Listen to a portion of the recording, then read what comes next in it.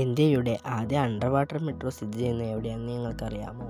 അതായത് കൊൽക്കത്തയിലാണ് സ്ഥിതി ചെയ്യുന്നത്. അവിടെ തന്നെയാണ് ഇന്ത്യയിലെ ഫസ്റ്റ് മെട്രോ സ്ഥിതി ചെയ്യുന്നത്. ഭൂമിയുടെ ഉപരിതലത്തിൽ നിന്ന് 33 മീറ്റർ ആഴത്തിലാണ് സ്ഥിതി ചെയ്യുന്നത്. ഈസ്റ്റ് വെസ്റ്റ് മെട്രോ കോറിഡർ പദ്ധതിയിലൂടെ കൊൽക്കത്ത മെട്രോ റെയിൽ കോർപ്പറേഷനാണ് ജർമ്മൻ സാങ്കേതിക വിദ്യയുടെ സഹായത്തോടെ അതിസാഹസികമായ അണ്ടർ വാട്ടർ ടണലുടെ നിർമ്മാണം പൂർത്തീകരിച്ചത്.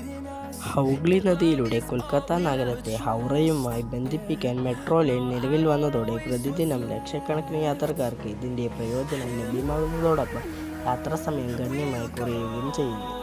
പദ്ധതി പൂർത്തിയായതോടെ രാജ്യത്തെ ഏറ്റവും ആഴമേറിയ മെട്രോ സ്റ്റേഷനായി ഹൗറ മാറി.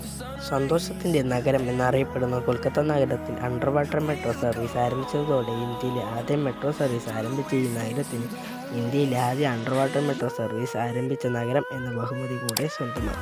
ഇതേപോലെയുള്ള ഇൻട്രസ്റ്റിംഗ് ഫാക്ട്സ് അറിയാനായി ചാനൽ സബ്സ്ക്രൈബ് ചെയ്യൂ.